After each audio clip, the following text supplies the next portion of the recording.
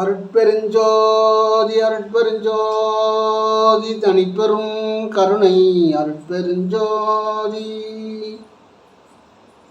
நீண்டாயில் நிறைச்செல்வம், உடல் நலம், மெய்ஞானம், உயர்புகழ், உயர்கல்வி, உயர் பதவி ஓங்கி வாழ்க வளமுடன். ஜெய ஜெய ஜெய ஜெய ஜோதி, ஜெய ஜெய ஜெய ஜெய ஜோதி, ஜெய ஜெய ஜெய ஜெய ஜெய ஜெய ஜோதி. எட்டு ரெண்டென்பன ஜோதி, எட்டு ரெண்டென்பன ஜோதி, இப்படி கண்டன ஜோதி, இப்படி கண்டன ஜோதி. ஜெய ஜெய ஜெய ஜெய ஜோதி. இனி ஒரு படியெல்லாம் ஜோதி, இனி ஒரு படியெல்லாம் ஜோதி, படிமுடி கடந்தன ஜோதி, படிமுடி கடந்தன ஜோதி. ஜெய ஜெய ஜெய ஜெய ஜெய ஜெய ஜோதி. பரமே சிவமே சோதி, பரமே சிவமே ஜோதி, தவமே வர பலனே ஜோதி, தவமே பலனே ஜோதி. ஜெய ஜெய ஜெய ஜெய ஜெய ஜெய ஜோதி. சிவமாக்கி கொண்ட ஜோதி, திருச்சிற்றம்பல ஜோதி. பாரிது பாரண ஜோதி, பாரிது பாரண ஜோதி, படிமுடி கடந்தன ஜோதி, படிமுடி கடந்தன ஜோதி.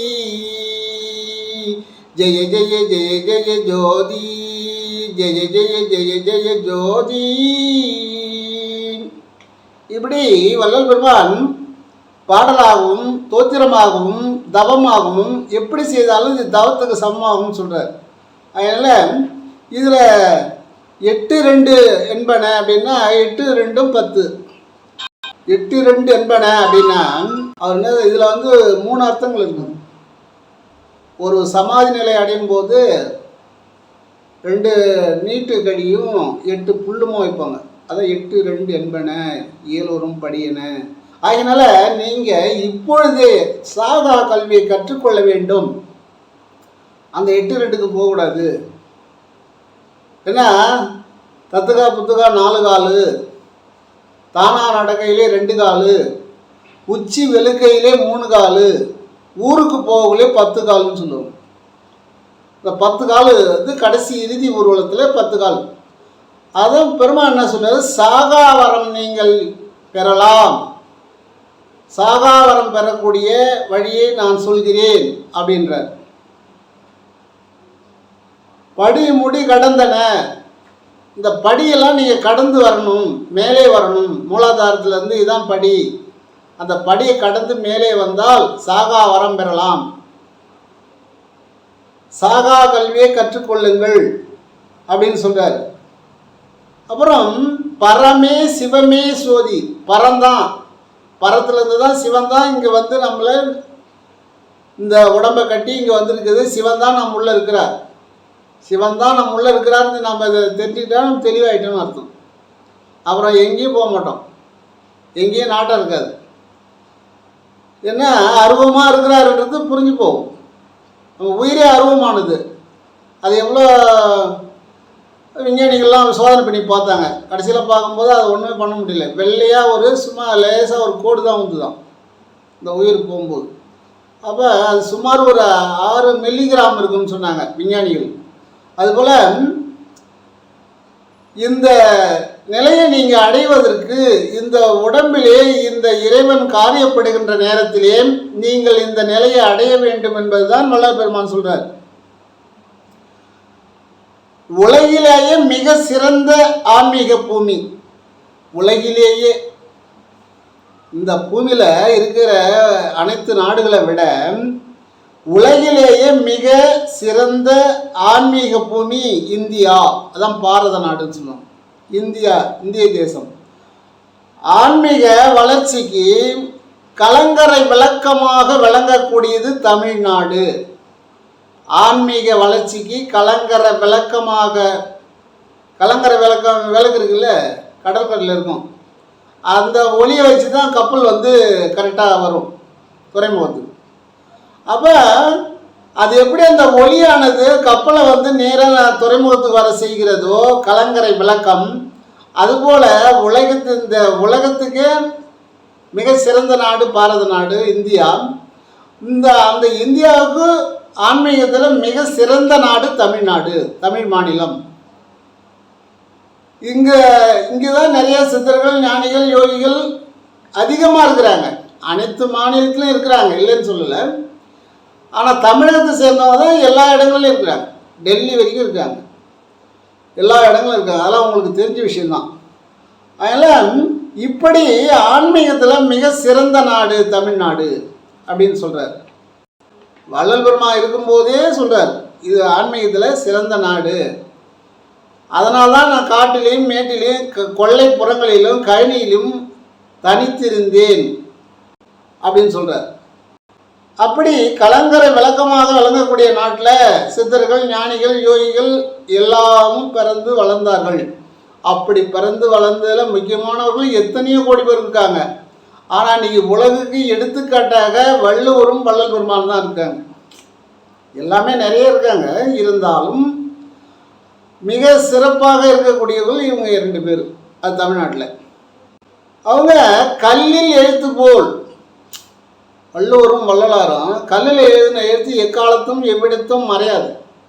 எத்தனை கோடி ஆண்டுகள் ஆனாலும் கல்லில் எழுத்து போல் காணுமே அப்படின்னா, கல்லில் எழுதின எழுத்துக்கு அது அப்படியே இருக்கும், எக்காலத்தும் எவ்விடத்தும் அழியாது. அதான் கல்லில் எழுதி வைப்பாங்க. அந்தந்த பெரிய பெரிய சிவனுடைய ஆலயங்களில் கல்லில் தான் எழுதி வைப்பாங்க. யார் இதை கட்டினது, யார் இதனுடைய நிர்வாகி அப்படின்னு சொல்லி எழுதியிருப்பாங்க. அது கரெக்டாக இருக்கும். அது 2000, 3000, 4000 வருஷம் கழித்து பார்த்தாலும் அழியாது, அப்படியே இருக்கும். அதான் கல்லில் எழுத்து போல் காணுமே நெல்லாருக்கு செய்த உபகாரம். நல்லவங்களுக்கு செய்கிற உபகாரம் கல்லில் எழுது மாதிரியாம் கரெக்டாக செய்வாங்க. ஒரு நாள் வள்ளல் பெருமான் தர்மசாலையில் தன்னுடைய அணுக தொண்டர்களை அழைக்கிறார். அழைத்து முதல் மாணவராகிய வேலாயுத முதலியாரை அழைக்கிறார். அவருக்கு அழைத்து 2வது மாணவராகிய நரசிங்கபுரம் வீராசாமி பிள்ளை, 2வது மாணவர் நரசிங்கபுரம் வீராசாமி பிள்ளை, 3வது மாணவர் பொன்னேரி சுந்தரம் பிள்ளை, 3வது மாணவர் பொன்னேரி சுந்தரம் பிள்ளை, 4வது மாணவர் சீனிவாச வரதாச்சாரியார் ஐயர், சீனிவாச வரதாறு ஆச்சாரியார், 5வது கல்பட்டையா, 6வது ஞானசுந்தர ஐயர், 7வது பண்டார ஆறுமுக ஐயர். இப்படி நல்ல ஒரு தெளிவானவங்க தான் இருந்திருக்காங்க. ஐயருங்க, முதலியாருங்க, அவங்கெல்லாம் வந்து கூர்மையான ஒரு சிந்தனை உள்ளவங்க. சொன்ன பச்சை மரத்தில் ஆணி அடித்த மாதிரி பிடித்து கொள்வர்கள், பதிவு செய்யக்கூடியவர்கள். அதனால் இவர்கிட்ட இருந்தவங்கெல்லாம் யாரும் கல்வியில் அது சொன்னால் ஏற்றுக்கக்கூடிய பக்குவம் உடையவர்களாக இருந்தாங்க. அதிலே முதலியாருங்க தான் இவங்க அதிகமாக இருந்திருக்காங்க பெருமான்கிட்ட. ஏன்னா முதல் மாணவனே வேலாயுத முதலியார் தான். முதலியார்கள் வந்து எப்பயுமே வந்து முருகனை வழிபடக்கூடியவங்க. முருகனை அதிகமாக அவங்க வழிபடுவாங்க. அவங்க முருகனை வழிபடுறதுனால அறிவில் சிறந்தவன் முருகன். அப்போ அவங்க பார்த்தா நுண்ணறிவு உள்ளவங்களாக இருப்பாங்க. ஒரு முறை கம்பர் வந்து முதலியாருங்க தெருவுக்கு போகிறாராம். போகும்போது அவர் கேட்குறாராம், இங்கே முதலியாருங்க இருக்கிறாங்களா அப்படின்னு. அங்கே உள்ளவங்க இல்லைங்க அப்படின்னு சொல்லிட்டாங்களாம். இல்லைங்க, யாருங்க இல்லைங்க. அப்போ கம்பர் சொன்னாராம், நீங்களாம் கட்டிக்கு இலை ஆதரவு, இலைக்கு கட்டி ஆதரவு அப்படின்னாரு. ஒருத்தருக்கு ஒருத்தர் ஆதரவாக இருங்க. ஒரு மண் கட்டி மேலே ஒரு இலையை வச்சா அந்த இலை அசையாமல் இருக்கிற வரைக்கும் எவ்வளோ மழை பெஞ்சாலும் அந்த கட்டி கரையாது. அப்போ அந்த கட்டிக்கு இலை ஆதரவாக இருக்குது. இலைக்கு காற்றுல ஓடாமல் அதை பாதுகாப்பு பண்ணிக்கிறது கட்டி, மண்கட்டி. அதான் என்ன சொல்கிறாரு, கம்பர் சொன்னார், கட்டிக்கு இலை ஆதரவு, இலைக்கு கட்டி ஆதரவு அப்படின்னாரு. இது அங்கிருந்த ஒரு மொழியார், அவர் மொழியார் எப்படி தெரியும்? தெரியாது கம்பருக்கு. அதான் கேட்டார், ஏன்னா அவங்கக்கிட்ட வந்து நம்ம கரெக்டாக பேசணும், இல்லைன்னா அவங்க குறை சொல்லிவிடுவாங்க அப்படின்னு. அப்போ இவர் சொன்னாராம் அந்த மொழியார், கட்டிக்கு இலை ஆதரவு, இலைக்கு கட்டி ஆதரவு, காற்றும் மழையும் சேர்ந்து அடித்தால் எதுக்கு எது ஆதரவுன்னாராம். காற்று அடிக்குது, மழையும் அடிக்குது. காற்று அடிக்கும் போது இலை ஓடி போகும். காற்று அடிக்காமல் இருந்தால் தான் நீங்கள் சொல்கிறது நடக்கும். காற்றும் மழையும் சேர்ந்து அடித்தால் எதுக்கு எது ஆதரவுன்னாராம். கம்பர் தவிச்சிட்டார். ஏன்னா கம்பரையே தவிக்க வைக்கக்கூடிய ஒரு நுண்ணறி உள்ளவர்கள், வேற ஒன்றும் கிடையாது. இப்போ பெருமான்கிட்ட இருந்தவங்க பூரா முதலியார், அதிகமான இதில் செட்டியார், வெள்ளாள பிள்ளைகள், இவங்கெல்லாம் வந்து சாத்வீக குணம் உள்ளவங்க தான். அவங்க தான் அதிகமாக இருந்திருக்காங்க, மற்றவங்களாம் கம்மியாக தான் இருந்திருக்காங்க. வடலூர் பார்வதிபுரத்திலே வந்து மற்ற ஜாதிக்காரங்களாம் இருந்திருக்காங்க. ஏன்னா நாம் வந்து வள்ளல் பெருமான் வந்து எந்த ஜாதியும் சொல்லக்கூடாதுன்ற, இதை மட்டும் பிள்ளை முதலியாருன்னு சொல்கிறாரு, செட்டியார் சொல்கிறார், மற்றது சொல்லலை. அவர் சொல்லியிருக்கிற ஒரு இடத்துல இருந்தாலும் ஜாதியை சொல்லக்கூடாது அப்படின்னு. அதுபோல் இவர்களை அனைவரையும் அழைத்து, நீங்கள் தினமும் தவறாமல் பாடம் கற்றுக்கொள்ள வேண்டும் அப்படின்னார். தினமும் தவறாமல் வந்து என்னிடத்துல பாடம் கற்றுக்கொள்ள வேண்டும் அப்படின்னு சொல்லும்போது எல்லாரும் சரிங்க நாங்கள் வந்து பாடம் கற்றுக்குறோம் அப்படி சாமி அப்படின்னு சொல்கிறாங்க. மனிதனை இயக்கிக் கொண்டிருப்பது காற்று அப்படின்னார். மனிதனை இயக்கிக் கொண்டிருப்பது காற்று, மனிதன் மாமனிதனாக மாற்றுவதும் காற்று, மனிதனை மாமனிதனாக மாற்றுவதும் காற்று அப்படின்னாராம். என்ன சாமின்னு சுந்தரம் பிள்ளை கேட்டார். அது சொன்னாராம், ஏன் மாமனிதன்னா பெரிய இது கிடையாது.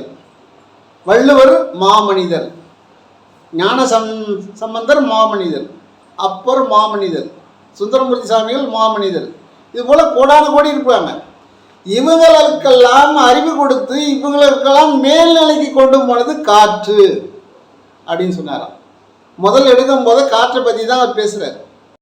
அப்போ இவங்க என்ன கேட்குறாங்க, அப்படியே சாமி அப்போ காற்றை எப்படி பிடிக்கிறது, எப்படி அதுக்கிட்ட நம்ம வந்து உறவாடுறது அப்படின்னு கேட்குறாங்க. அப்படி கேட்கும்போது என்ன சொல்கிறாரு, மனிதன் காற்றை மதித்தாலும் மதிக்காவிட்டாலும் காற்று மனிதனை மதித்து கொண்டுதான் இருக்கிறது, காற்று மனிதனை மறக்கவில்லை அப்படின்னு சொல்றார். ஏன்னா அது மறந்து விட்டால் நாம் இறந்து விடுவோம். காற்று நம்மை விட்டு மறந்து விட்டால் நாம் இறைவனடி சேர்ந்து விடுவோம். ஆகையினால நம் உடம்பு பக்குவத்துக்கு ஏற்றாற்போல் காற்றானது நம்ம நீங்கள் அதை மதித்தாலும் மதிக்காவிட்டாலும் உன் உடலிலே உறவாடி கொண்டிருக்கும். காற்றானது பரத்திலிருந்து ஒரு செய்தியை கொண்டு வந்து உன்னுடைய மூக்கு வழியாக உள்ளே சென்று உடலுக்கு அங்கே கொண்டு செலுத்தும். பிறகு அங்கிருந்து ஒரு செய்தியை எடுத்துக்கிட்டு பரத்துக்கு போகும். ஒரு செய்தியை கொண்டு வரும், ஒரு செய்தியை கொண்டு போய்விடும். ஆகினால அந்த காற்றை கணக்காக பிடித்து கொள்ள வேண்டும். திருமூலர் சொல்றார், அவர் மாமனிதர், 3000 ஆண்டு வாழ்ந்தவர். அவர் என்ன சொல்றாரு, அது உங்களுக்கு எப்படி தெரிஞ்சுதான், ஏற்றி இறக்கி இருகாலம் பூரிக்கும். ஏற்றி இறக்குனா இருகாலம் பூரிக்கும். அது மெல்ல நதித்தில் வேண்டும்ன்ற வள்ளல் பெருமான். காற்றை வந்து நீங்கள் மெல்ல உறவாட வேண்டும் அப்படின்ற, அதிவேகமாக அதை பயன்படுத்தக்கூடாது அப்படின்ற, மெல்லன துதித்தல் வேண்டும் அப்படின்ற. அப்போ அந்த காற்றை பற்றி தான் பேசும்போது எல்லோரும் என்ன காற்று தான் சொல்லி நிற்கிறாரு, காற்றில் என்ன இருக்குதுன்னு இந்த மாணவர்கள்லாம் கொஞ்சம் இதாக இருக்காங்க. சரி சாமி சொல்கிறதுலாம் கரெக்டாக தான் இருக்கான், அவர் எதுவும் சொல்கிறதுலாம் தெளிவாக சொல்லுவார் அப்படின்னு இருக்காங்க. நாம் சுவாசிக்கும் காற்றின் மூலம் காஸ்மிக் கதிர்கள் நம் உடலிலே செல்கிறது அப்படின்னு சொல்கிறார். நாம் சுவாசிக்கும் காற்றின் மூலம் காஸ்மிக் கதிர்கள் அப்படின்னா நம் உடலிலே சென்று நம்மை ஒரு நிமிடமும் ஆட்டிப்படைகிறது. அந்த காஸ்மிக் கதிர்கள் நம் உடம்புள்ளே சென்று ஒரு நிமிடம் கூட நம்மளோட ஆட்டி படைக்கிறது அப்படின்றார். நாம் சாதிக்க பிறந்தோம். நாம் எப்படி என்ன எது பிறந்தோம்? சாதிக்க பிறந்தோம். சோதனை பலவாக வரலாம் அப்படின்னு சொல்றார். சோதனை அதிகமாக தான் வரும் அப்படின்னு சொல்றார். சாதனையாளருக்கு சோதனையை சந்தித்து தான் ஆக வேண்டும். யாரெல்லாம் சோதனையை சந்திக்கவில்லையோ அவங்க சாதனை படைக்க முடியாதுன்னு திட்டவட்டமாக சொல்றார். எனக்கு எவ்வளோ சோதனைகள் வந்தது, அதெல்லாம் நான் இறைவனுடைய அருளால் தாண்டி வந்ததினால்தான் இந்த நிலைக்கு நான் வந்தேன். நீங்களும் சாதனையாளர்களாக ஆக வேண்டும் என்பதுதான் எனது எண்ணம், எனது ஆசை. ஆகினாலே சோதனைகளை தள்ளிவிடுங்கள் அப்படின்ற. சாதனையாளருக்கு சோதனை வரும் தான் அது அப்படின்னு சொல்றார். ஏன்னா ஒரு மனிதன் அவன் நேர் வழியில் நடந்து நல்லபடியாக இருக்கணும்னு சொன்னால் மற்ற ஊழ்வினை அதை விடாது. எந்த ரூபத்திலேயாவது சோதனை கொடுக்கும். ஆனால் சதா உன்னுடைய நெற்றிக்கண்ணிலே உன்னுடைய சிந்தனையை வைக்கின்ற பொழுது, நெற்றிக்கண்ணிலே உன்னுடைய சிந்தனையை வைத்தால் இந்த சோதனையை மாற்றலாம். அதான் என்ன சொல்றாரு, நீங்கள் சதா நேரமும் அந்த நெற்றிக்கண்ணிலே நீங்கள் சிந்தனை வையுங்கள், லலாடத்தில் சிந்தனை வையுங்கள், முச்சந்தியில் சிந்தனை வையுங்கள். சதா காலமும் உங்களுக்கு நேர காலமே கிடையாதுன்றார். எப்படி? ஆரம்ப காலத்தில் தவம் செய்கிறவங்களுக்கு தான் பிரம்ம முகூர்த்தம். அதை ஆரம்பிச்சிட்டோம் அப்படின்னு சொன்னால் அப்புறம் பிரம்ம முகூர்த்தமே கிடையாது. காலம் கடந்த கடவுளை கருதுவதற்கு காலம் கடத்துவது ஏன் நன்னெஞ்சே அப்படின்றார். காலத்துக்கு அப்பாற்பட்டவர் கடவுள். அப்பேற்பட்ட கடவுளை நினைப்பதற்கு காலத்தை கடத்துவது ஏன்? காலம் கடந்து கொண்டே இருக்கிறது அப்படின்னு சொல்றார். காலம் கடந்தவன், காலம் கடந்த கடவுளை கருதுவதற்கு நினைப்பதற்கு காலம் கடத்துவது ஏன் நன்னெஞ்சே அப்படின்றார். ஏன்னா நாம் போய் தவம் பண்ணணும்னு நினைக்கிறோம். இந்த நம்முடைய சிந்தனை என்ன சொல்லுவோம்? அதை அப்படி பார்த்துக்கலாம், இரு காலையில் உடம்பு போக பார்த்துக்கலாம், சரி இன்னும் கொஞ்சம் நேரம் ஆகட்டும், ஓ சரி இன்னைக்கு விட்டுற நாளைக்கு பார்த்துக்கலாம் அப்படின்னு தான் சொல்லணும். அதான் சொல்கிறார், நெஞ்சுக்கிட்ட சொல்கிறாரு, நன்னெஞ்சே நல்ல நெஞ்சே, நீ ஏன் காலத்தை கடத்துற? நீ ஏன் பிரம்ம முகூர்த்தம் பார்க்குற? நீ ஏன் நல்ல நேரம்லாம் பார்க்குற? காலமும் நேரமும் கடவுளுக்கு கிடையாது அப்படின்னு சொல்கிறார். ஆரம்ப நிலையில் உள்ளவங்க தான் அதை காலத்தை பார்க்க வேண்டும் அப்படின்னு சொல்கிறார். இப்போ அப்படி காட்டுப்போக்கம் இருக்கக்கூடிய மக்கள், காட்டுவாசிகள் என்ன பண்ணுவாங்கன்னு கேட்டால், அவங்க பஞ்சாங்கம் பார்க்க மாட்டாங்க, சோஷியம் பார்க்க மாட்டாங்க, ஜாதகம் எதுவுமே எழுத மாட்டாங்க, பிறந்த தேதி அவங்களுக்கு தெரியாது. ஆனால் திருமணம் நடக்கும்போது எந்த நேரத்தையும் பார்க்க மாட்டாங்க. சாயந்தர நேரத்தில் நல்ல வேலை இலையை கொண்டு அதை ஒரு தாம்பழத்தட்டில் வைப்பாங்க, வச்சு எல்லார்ட்டையும் காமிப்பாங்க. என்னான்னு கேட்டால் நல்ல வேலை நல்ல வேலை நல்ல வேலை. இப்போ ஒரு 100 பேர் நல்ல வேலைன்னு சொல்லிட்டாங்க. இதான் நல்ல வேலை, மாங்கல்யத்தை சூட்டு அப்படின்னும். அப்போ 100 பேர் சொல்கிறாங்களா அதான் நல்ல வேலை. ஒரு நல்ல வேலை பச்சைலையை கொண்டு நல்ல நேரமாக அதை அந்த நேரத்தையே நல்ல நேரமாக மாற்றிடுறாங்க. அவங்களுக்கு 120 ஆண்டுகள் நோய் இல்லாமல் வாழ்கிறார்கள். நல்ல வேலையை மட்டும் அந்த ஒரு பச்சைலையை வைத்து திருமணம் நடத்தி, அப்பாவுக்கு கிட்டத்தட்ட என்ன வயசு இருக்குன்னு கேட்டால் ஒரு 100 வயசுக்கு மேலே இருக்கும். அவர் நல்லாவே இருக்கார், ஆரோக்கியமாக இருக்கார். அவங்க எங்கும் போய் பரிகாரம் செய்தது கிடையாது. புத்திரபாக்கியம் இல்லை என்று எந்த கோவிலுக்கும் அவங்க சென்றது கிடையாது. ஏன்னா அவங்க இருக்கிற இடம் எல்லாரும் இருக்கிற இடம், ஆரோக்கியமான இடம், காட்டில். அங்கே நோய்க்கே வேலை கிடையாது, ஆயுள் கூடும். அமுத காற்று அதிகமாக கிடைக்கக்கூடிய இடம் மலை. அதனால தான் மலை மேலே சித்தர்கள் ஓடி அமர்ந்தாங்க. அங்கே போனால் கொஞ்சம் பவர் கொஞ்சம் அதிகமாக கிடைக்கும் அப்படின்னு. இதை வள்ளல் பெருமானை ஏற்றுக்கொள்கிறார். எப்படின்னு கேட்டால், நான் அடிக்கடி செஞ்சிக்கு போவேன், செஞ்சி மலையில் ஏறி உட்காந்துருப்பேன், தனிமையிலே இருப்பேன் அப்படின்னு சொல்கிறார். அப்புறம் கழனி காட்டில் இருப்பேன் அப்படின்றார். கழனி காட்டில் இருப்பேன், இல்லை மணல் மேட்டில் இருப்பேன் அப்படின்னு சொல்கிறார். மணல் மேட்டில் ஒரு 6 பக்கம் போயிட்டு அந்த மணல் மேடாக கூட்டி இருக்கிற இடத்துல போய் உட்காந்துருப்பேன். அங்கே சில நாள் இரவு தங்கியிருப்பேன் அப்படின்றார். அங்கே சில நாள் நான் இரவு தங்கியிருக்கிறது கூட தெரியாது. நான் தவத்தில் இருக்கின்ற பொழுது எனக்கு இரவு பகல் எதுவும் தெரியாது. விடியற் காலையில் சூரியன் உதயமாகும் போதுதான் விடிந்து விட்டது என்று தெரியும். பகல் எல்லா இடத்திலே இருப்பேன். நீங்களும் முடிவான நிலைக்கு வருகின்ற பொழுது இல்லறத்தில் இருந்து துறவரம் வாருங்கள் அப்படின்றது. ஏன்னா விஸ்வாமுத்தர் எனக்கு எல்லாருமே வேண்டாம், நான் நேராக துறவரம் போகிறேன்னு சொல்லிட்டு தவம் இருப்பார். விஸ்வாமுத்தர் உங்களுக்கு தெரியும், கோபத்தில் மிக அதிகமானவர், சுடான கோபம் வரும் விஸ்வாமுத்தர். அவர் திருமணம் வேண்டாம் அப்படின்னு சொல்லிட்டு தவத்தில் நல்லா தவம் பண்ணுறார்.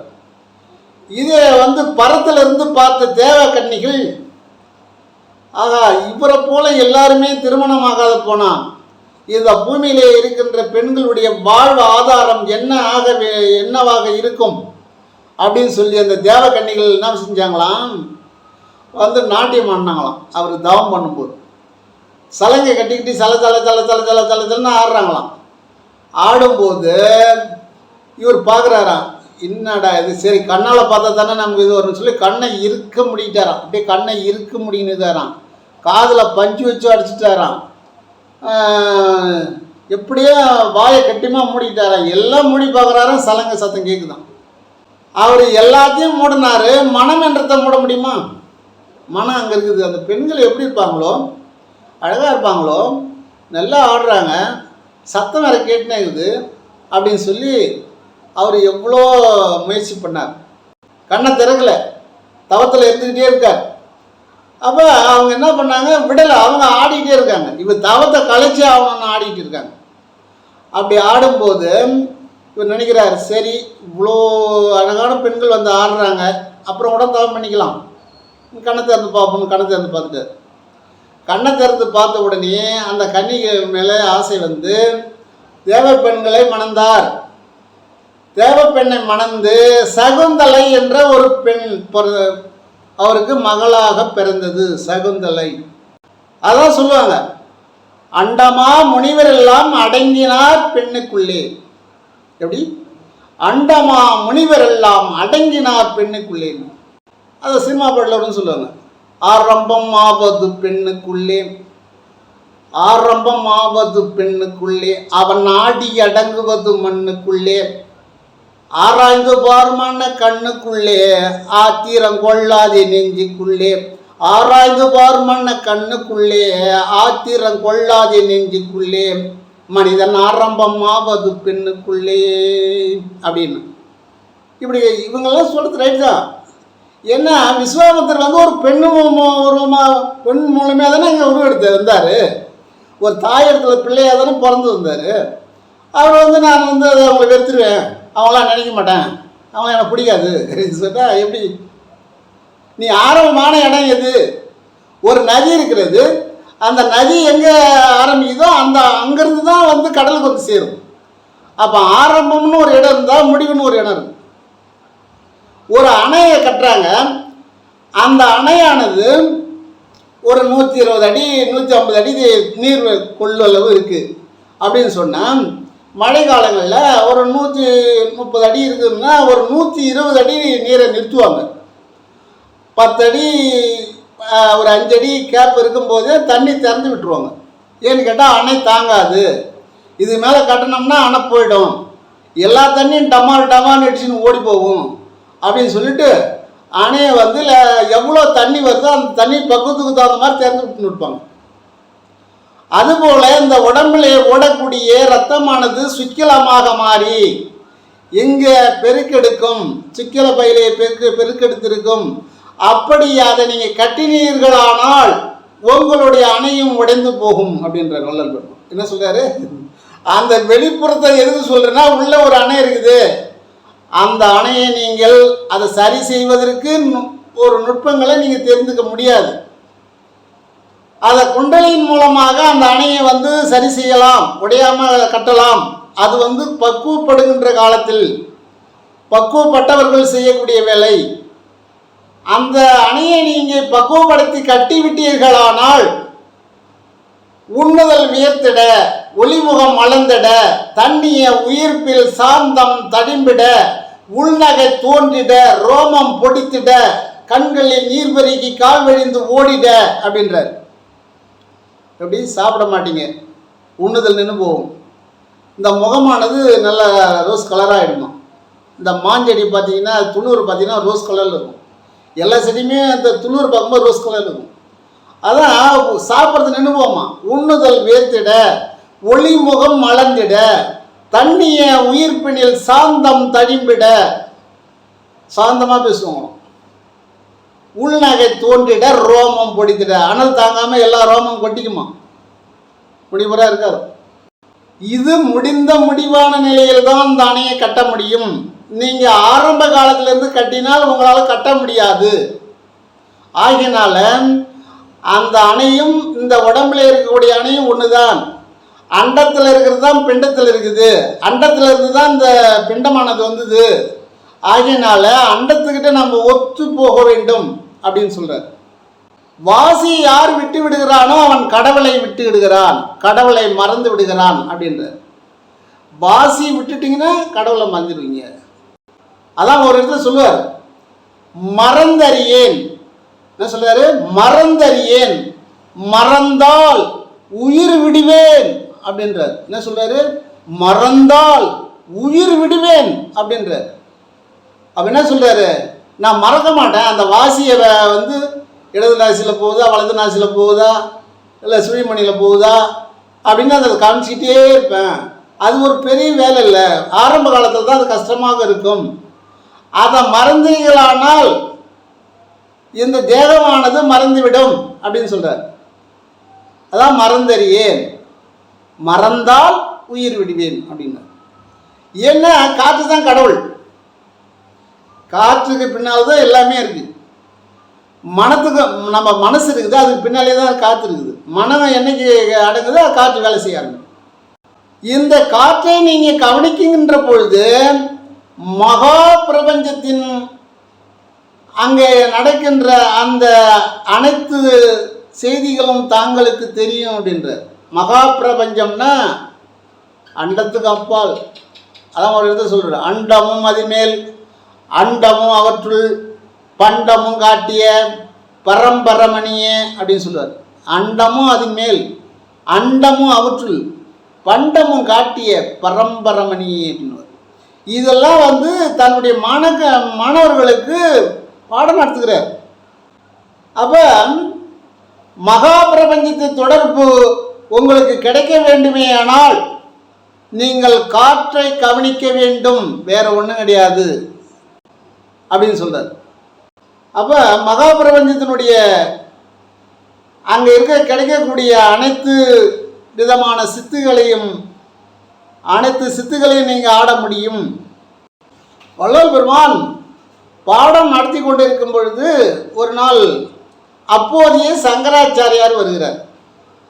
சங்கராச்சாரியார் வந்து, சாமி எங்களுக்கு வந்து கொஞ்சம் தெளிவு வேண்டும், சிலது எங்களுக்கு புரியல, சமர்க்கத்தில் எங்களுக்கு சிலது வந்து புரியாமல் இருக்கு, அதுக்கு நீங்கள் விளக்கம் கொடுக்க வேண்டும் அப்படின்னார். அவரை சாமி என்ன சொன்னார்? எனக்கு இறைவன் சொல்கின்ற பிரகாரம் நான் சொல்கிறேன், அது தாங்களுக்கு ஏற்றுக்கொள்ளுமா என்பது உங்களுக்கு தான் தெரியும். சமர்க்கசம் என்பது அது கொஞ்சம் புரிஞ்சிக்கக்கூடிய விஷயம்தான். இருந்தாலும் என்னுடைய கருத்துக்கு எட்டியவாறு உங்களுக்கு தெளிவுபடுத்துகிறேன் அப்படின்னு சொன்னார்.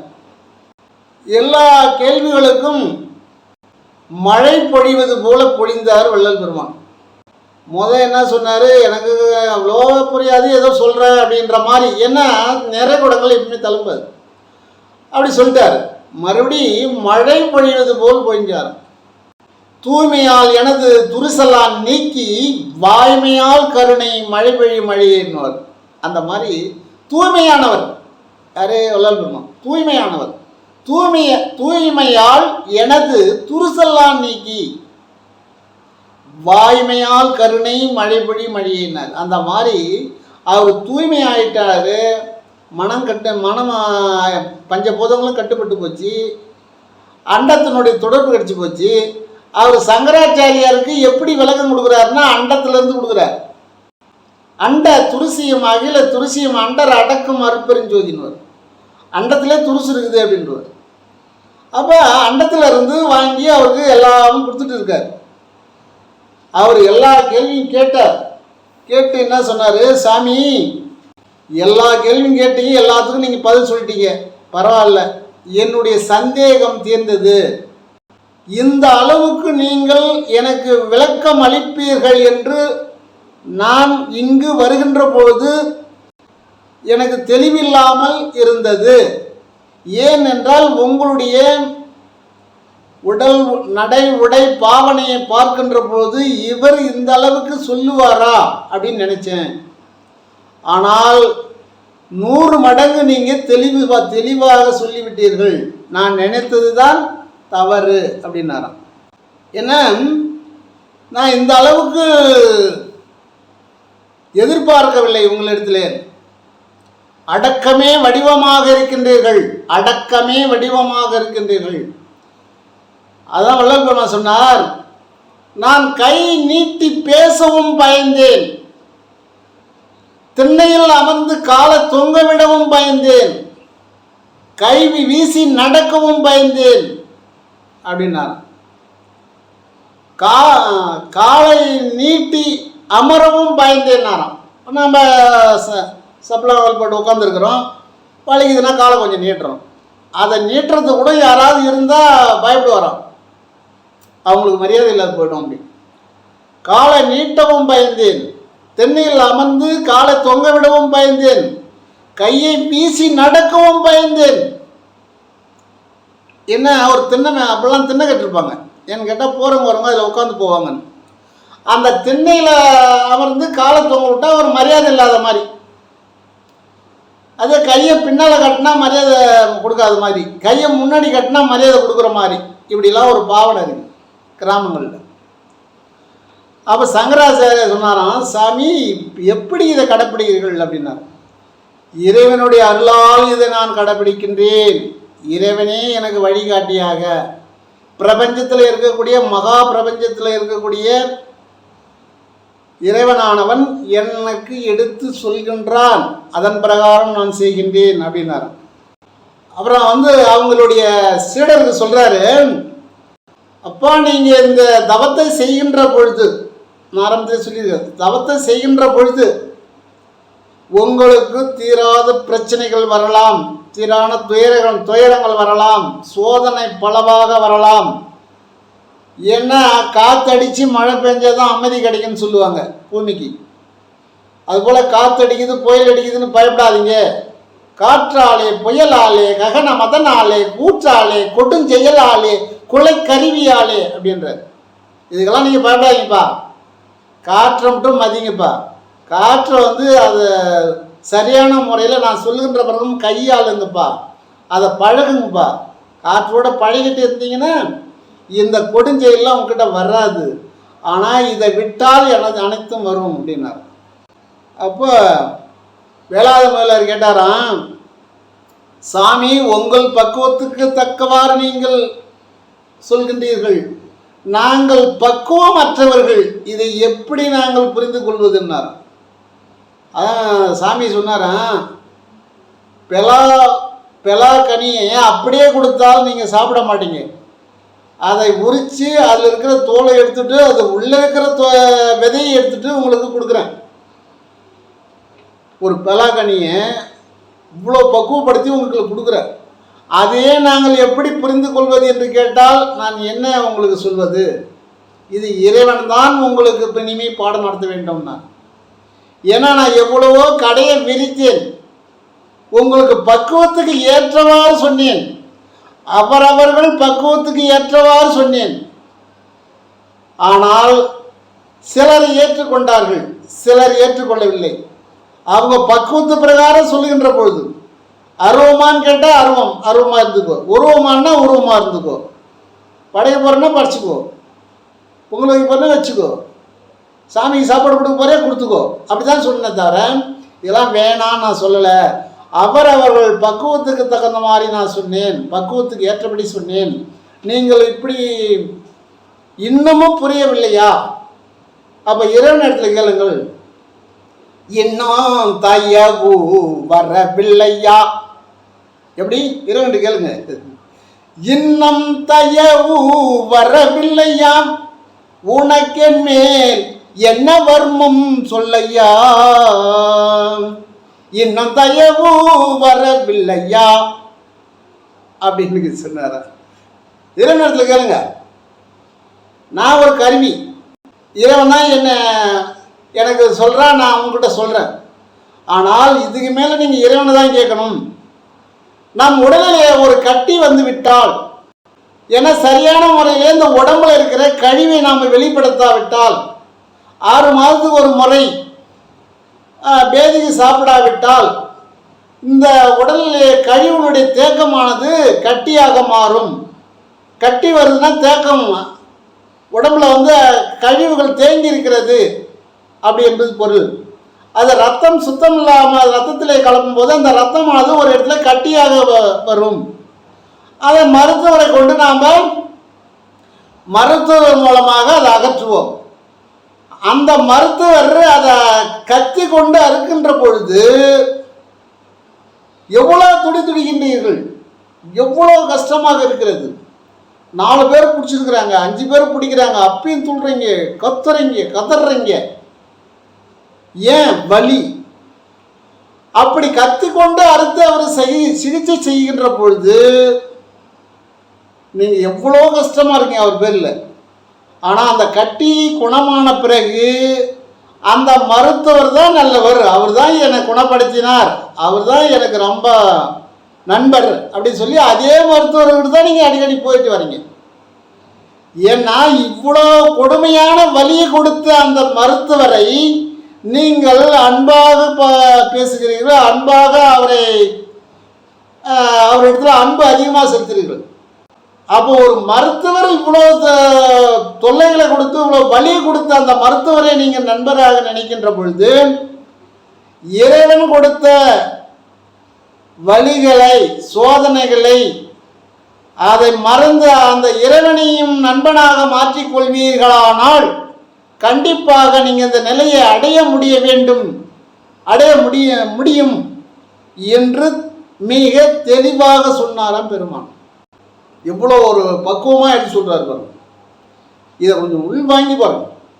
ஏன்னா அந்த மருத்துவர்கிட்ட போகக்கூடாது, அவர் கற்றுக்கொண்டு அறுத்தாரு, ஐயோ அவர் ரொம்ப கொடுமையானவர் அப்படின்னு சொல்கிறோம். இல்லை, இப்போ அந்த கட்டி எனக்கு வலிச்சுக்கிட்டே இருந்தது, ரொம்ப தொல்லை கொடுத்தது, பல காலம் இருந்தது. ஆனால் போனேன், கொஞ்ச நேரம் கஷ்டமாக தான் இருந்தது, அவர் அறுத்து சிகிச்சை பண்ணார், சரியாகி போச்சு, அவர் வைத்தியம் பார்த்தார், நல்லபடியாக குணமாயிடுச்சு, அவர் ரொம்ப ரொம்ப நல்ல பக்குவமான ஒரு வைத்தியத்தில் சிறந்தவர் அப்படின்லாம் நம்ம பாராட்டுறோம், ஒரு நண்பனாக வச்சுருக்கிறோம். இறைவனும் ஒரு நண்பனே அப்படின்றார் வல்லபெருமான். இறைவனும் ஒரு நண்பனே, அந்த மருத்துவரை ஏற்றுக்கொள்வது போல நீங்கள் இறைவனையும் ஏற்றுக்கொள்ள வேண்டும் அப்படின்றார். அப்படி இறைவனையும் நீங்கள் ஏற்றுக்கொள்ள வேண்டும். அதனால எனக்கு தெரிந்த சிலவற்றை தாங்களுக்கு தெரியப்படுத்தினேன். இதில் நல்லவை மட்டும் எடுத்துக்கொள்ளுங்கள் என்று மிக்க அன்போடு கேட்டுக்கொள்கிறேன். அதனால கற்றது கையளவு கல்லாதது உலகளவுமா, அதுபோல் ஆணைக்கும் அடுசருங்கன்னுவாங்க, அதுபோல் வார்த்தையில் பல தவறு இருக்கலாம். அதனால் அதை நல்லவை மட்டும் எடுத்துக்கொள்ளுங்கள் என்று கேட்டுக்கொள்கிறேன். ஜெய ஜெய ஜெய ஜெய ஜோதி, ஜெய ஜெய ஜெய ஜெய ஜோதி, சிவமே பரமே ஜோதி. வாழ்க வளமுடன், வாழ்க வையகம்.